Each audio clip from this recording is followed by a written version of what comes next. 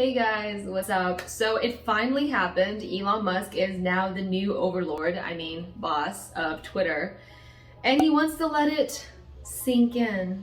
Yes, he does still have a sense of humor. So after months of agonizing, non-stop headlines about the Twitter acquisition drama, well, now we'll be relieved to just have non-stop headlines about who's gonna get fired next. The New York Times wrote, in a widely anticipated move, Musk fired Twitter's top 4 executives, whose names I won't even try to pronounce, but it's basically the CEO, the CFO, the head of legal policy, and its general counsel, all shortly after closing Elon's sweet new deal. So what's next?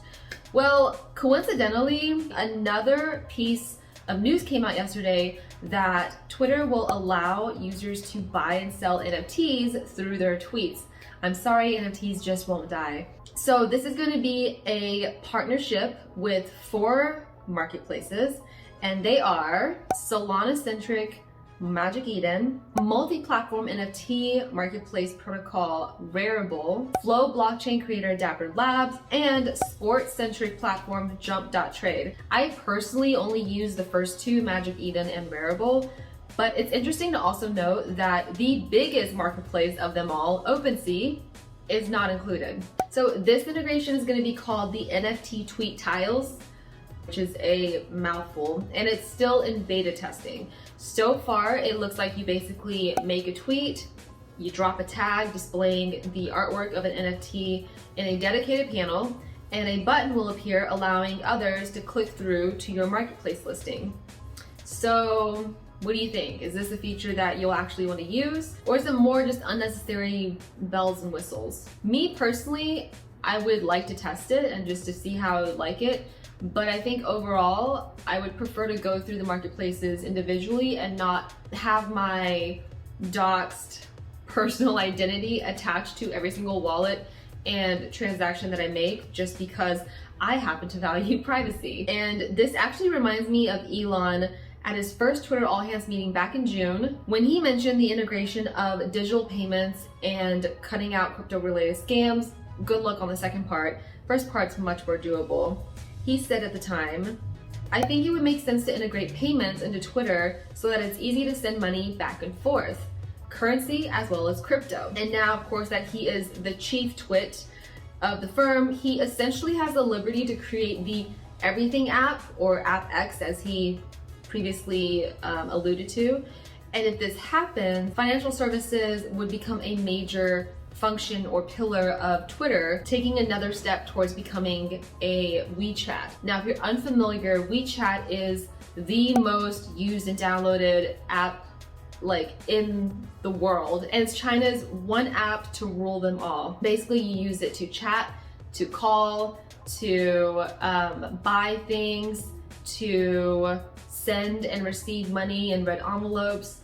You also use it to scan when you're out and about to buy or to send payments, and you also share photos, you share videos. It basically acts as a Facebook, Twitter, Instagram, Square, Venmo, Cash App, and Snapchat in a sense, because there is a feature that allows you to upload moments. And of course, it goes without saying that it is very centralized. Now, Bud White, who is the chief product officer at Tassin, he said, what better way to make big things happen than to totally retool Twitter so it incorporates digital assets? Elon could make payments via stablecoins. He could integrate an NFT marketplace. He could even incorporate a DeFi lend borrow market that is both crypto and unique to Twitter. According to the product expert, he thinks that another new feature could be a user like you and I taking out a DeFi mortgage on Twitter, which isn't totally impossible now. And that's actually crazy to think about how far we've come in this space to a place where you could take out mortgage and decentralized loans on Twitter. I don't know if you've used DeFi before, but the whole aspect of it is it's open finance available to anyone and everyone. You have lending platforms like Aave and Curve. You can deposit assets and borrow against it.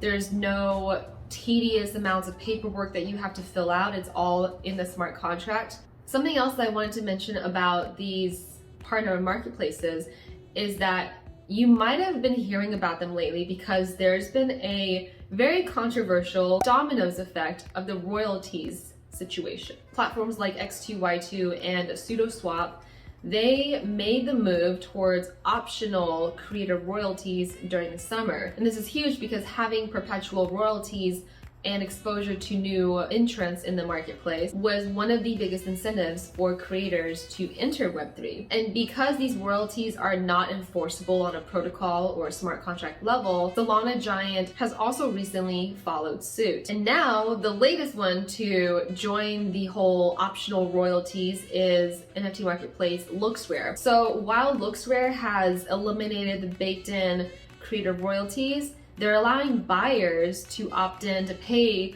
optional royalties at checkout, and they will also share 25% of their protocol fee with creators and collection owners. And it claims to be the first zero royalty marketplace to do so. The dominoes effect is that this general trend has eroded the general willingness to pay royalties throughout the NFT space. And while this is good for traders, it's not as good for creators because now they're left without an important source of passive income and sometimes crucial income to continue building and providing utilities via their project or works of art. So only time will tell if killing royalties will massively disincentivize creators from providing ongoing utility or even wanting to create for the Web3 space. Because now you have to think, what is going to motivate them to add value to their NFTs if they can't benefit when the new buyers enter? It'll also be interesting to see if Twitter takes a side when implementing their NFT, what's it called? NFT tweet tiles. I'm sorry, that is a terrible name, because they could have massive